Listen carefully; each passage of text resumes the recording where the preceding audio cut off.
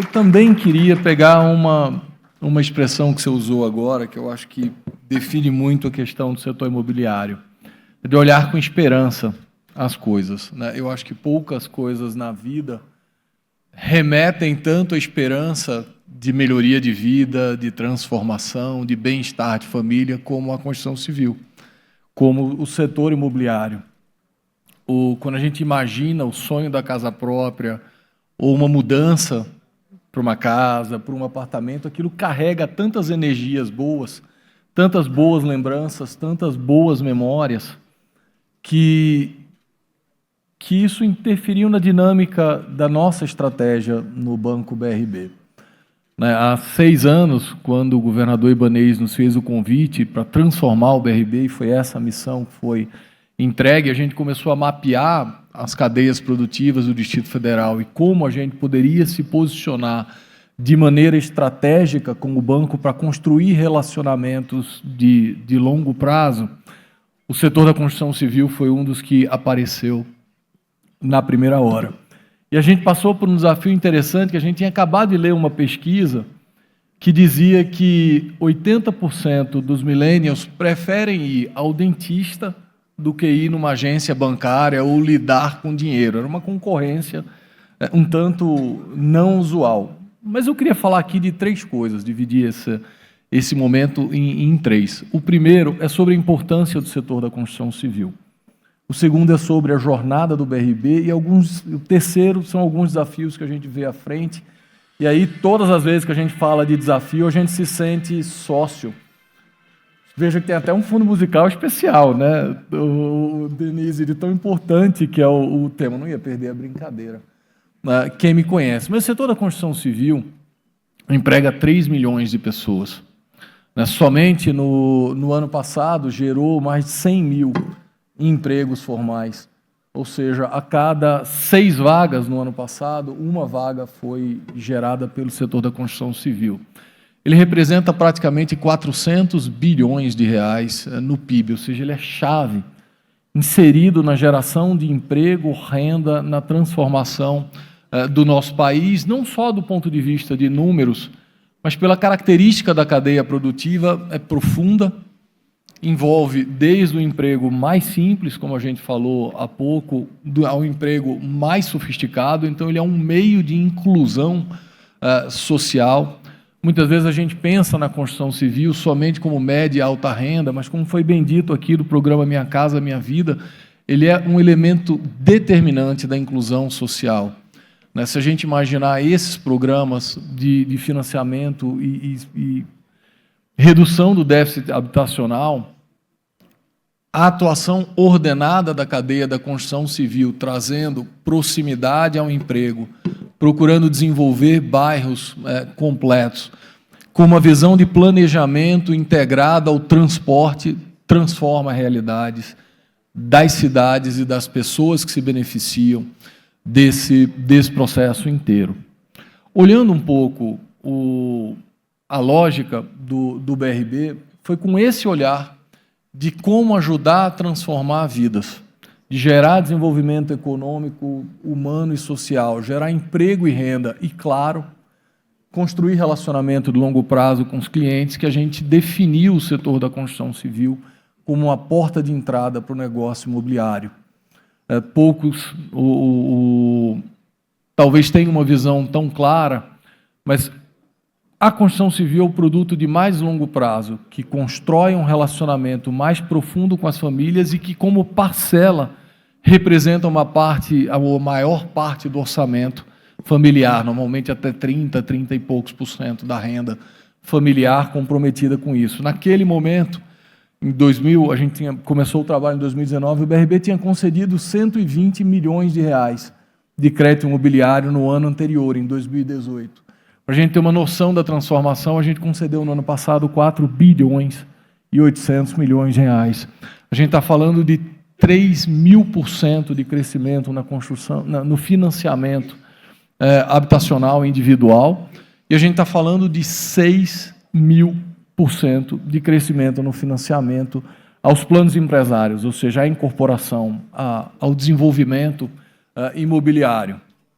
De lá para cá, o BRB tinha 2,8% de participação no crédito imobiliário do DF, a gente tem 3,4% hoje no crédito imobiliário do país. Nós encerramos o ano passado com 53,5% de participação no financiamento do crédito imobiliário no Distrito Federal. Nós fechamos março, estatística mais recente, com 60%. A gente está dizendo que a cada 2 financiamentos imobiliários no Distrito Federal, pelo menos um é feito no BRB. Claro, uma mudança como essa tem vários focos. A gente já falou do aumento do relacionamento, a gente já falou da contribuição de um banco público para o desenvolvimento urbano e, por que não, para a realização dos sonhos das famílias, mas isso também é determinante para que a gente possa agregar qualidade à experiência do cliente. A experiência do cliente no financiamento imobiliário não é algo muito legal.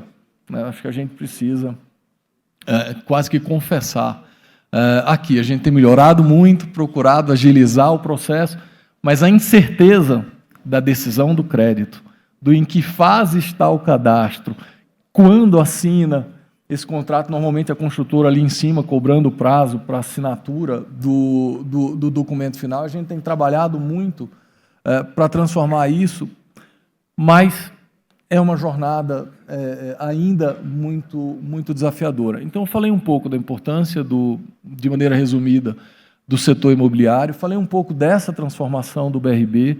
Então, a gente procurou atuar diretamente nessa jornada, reduzindo o prazo, fazendo com que o cliente tenha mais participação no processo. A gente reviu taxas de juros.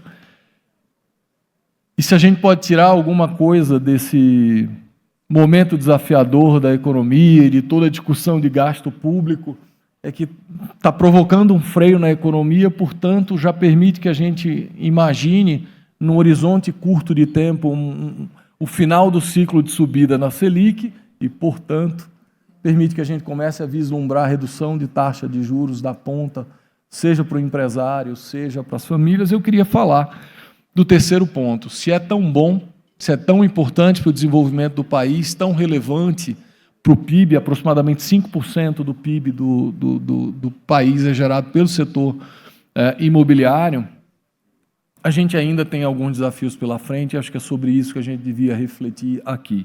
O primeiro deles é o desafio da mão de obra.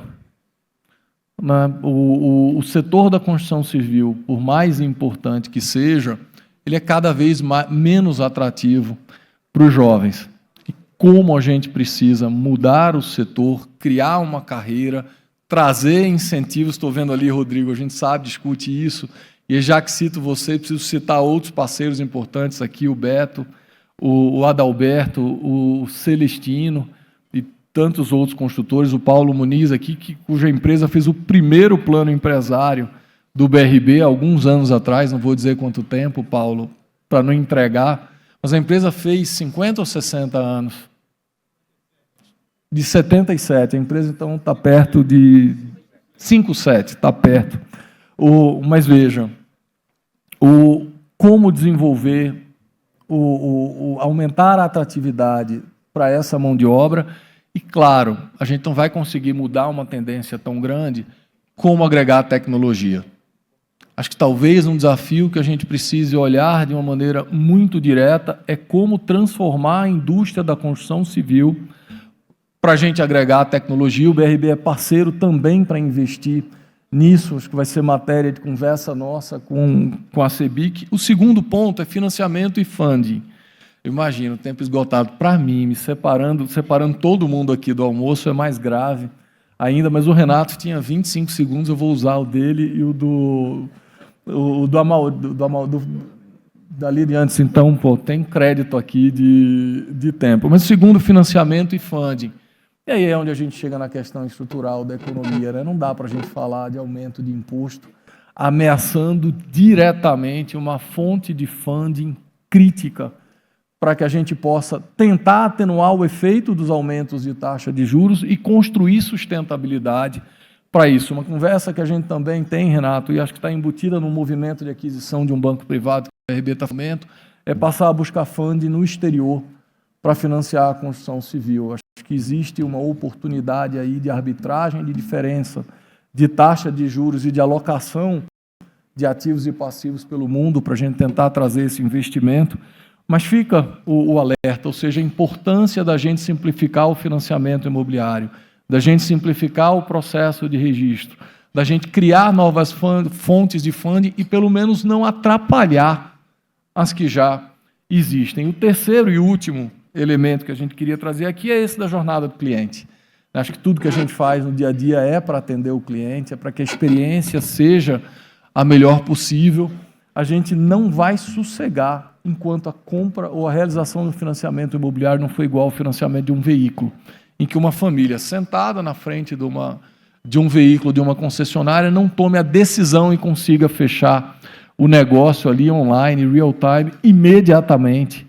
Então, a gente está debruçado, procurando digitalizar, procurando agregar novas tecnologias, talvez trazer blockchain para o registro imediato da garantia ou da alienação, como a gente fala ali, e aí a criação do próprio Drex, de um conjunto de smart contracts, pode facilitar muito a nossa vida.